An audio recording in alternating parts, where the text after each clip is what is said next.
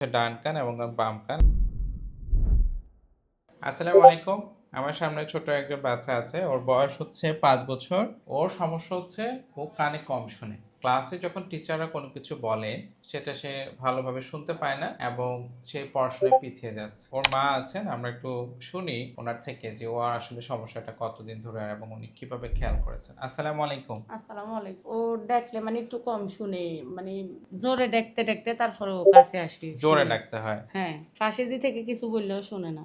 একদম কাছে থেকে ডাকলেও শুনতে পায় না? না, কম শুনে, জোরে বললে শুনে। আর জোরে বললে শুনতে হ্যাঁ, পায়। আর কাছে থাকে যদি আসতে বলি ও শুনে না। এটা কতদিন ধরে খেয়াল করেছেন? আজকে মনে হয় ৫-৬ মাস ধরে একটু খেয়াল করছি। এর আচ্ছা। আগে এরকম। কি স্কুলে যায়? হ্যাঁ। স্কুলে গেলে কেউ পড়াশোনা বুঝতে পারে, শুনতে পায় ঠিক মতো? না, স্যারেরা পড়াইলে এদিকে তাকায় ওদিকে তাকায় এরকম ভাবে থাকে। এখন ওনারা যখন কানের এই সমস্যা নিয়ে আসেন, আমি ২টা পরীক্ষা দেই। একটা হচ্ছে কানে শোনার পরীক্ষা এবং একটা হচ্ছে এক্স-রে। আমরা ওকে আগে দেখি অ্যান্ডোস্কোপে। অ্যান্ডোস্কোপে দেখার সাথে, সাথে আমরা দেখি যে কানের মধ্যে ওর পানি জমে আছে। তো ছোট বাচ্চা যে কানে কম শোনে, কানের মধ্যে পানি জমে আছে, এটা একদম আমরা ১ম এই চিন্তা করি যে এটা অ্যাডিনয়েড কিনা এবং আমরা এক্স-রেটা করি। আমরা যদি একটু খেয়াল করি, এটা হচ্ছে ওর মুখ, এটা হচ্ছে ওর নাক, এটা হচ্ছে শ্বাসনালী এবং এই যে জায়গাটা যেটা দেখা যাচ্ছে এটা হচ্ছে অ্যাডেন এবং এটা নরমালি এখানে থাকে ওর অ্যাডেনয়েড একদম পুরো জায়গাটা বন্ধ করে দিয়েছে, একদম একটু 1% জায়গাও খালি নেই। আমরা যদি এটাকে পুরো 100% চিন্তা করি, ওর এই জায়গাটা পুরো 100% ব্লক আছে, যেটাকে অনেক সময় আমরা মেডিকেলের ভাষায় গ্রেড 4 বলে থাকি।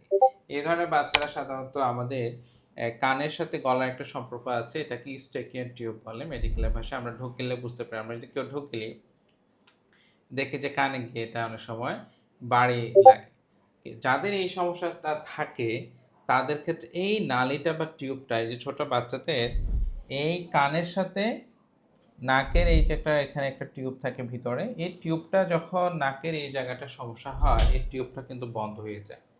এই জায়গাটা যখন এরকম একটা অ্যাডিনয়েড থাকবে তখন কিন্তু টিউবটা কাজ করতে পারে না এবং বাচ্চাদের কানের মধ্যে পানি জমে এবং সে কানে কম শুনতে পায়। এবং আমরা যখন তার কানের পরীক্ষা করি, কানের পরীক্ষাটা যদি আমরা একটু খেয়াল করি, ও ছোট বাচ্চা, ওর কানে কিন্তু এরকম সমস্যার কথা না। এটা হচ্ছে ডান কান এবং বাম কান। আমরা দেখতে পাচ্ছি যে বাম কানে সে মোটামুটি ভালো শুনলো, ডান কানে এটা কিন্তু অনেক নিচে। এটা আমরা চিন্তা করি যদি 20-এর নিচে চলে যায়, যত নিচে নামবে তত বেশি সে কানে কম শোনে এবং এটা কিছু কিছু জায়গায় সেটা প্রায় ৫৫ মানে হচ্ছে আমি যে রুমে যে কথা বলছি এটার মাত্রাটা হচ্ছে ৫৫ বা ৬০। আমি যদি একটু আস্তে কথা বলি এটা হচ্ছে ২০।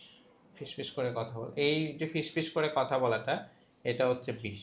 তার মানে আমি যখন অনেক জোরে কথা বলছি তখন গিয়ে কিন্তু সে শুনতে পাচ্ছে, যেটা মাত্রা হচ্ছে 60 বা তার বেশি।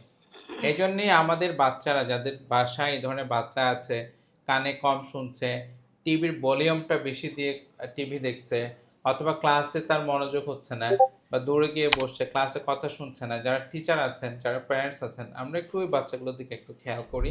আমরা একজন চিকিৎসকের পরামর্শ নিই এবং এটা সঠিক চিকিৎসা কিন্তু আছে এবং খুব সহজেই কিন্তু এর চিকিৎসা করা যায়। আমরা সচেতন হই, আমাদের বাচ্চাদের যে ডেভেলপমেন্ট আছে এই ডেভেলপমেন্টে আমরা ওদেরকে সাহায্য করি। অনেক অনেক ধন্যবাদ। আসসালামু আলাইকুম রহমতুল্লাহ।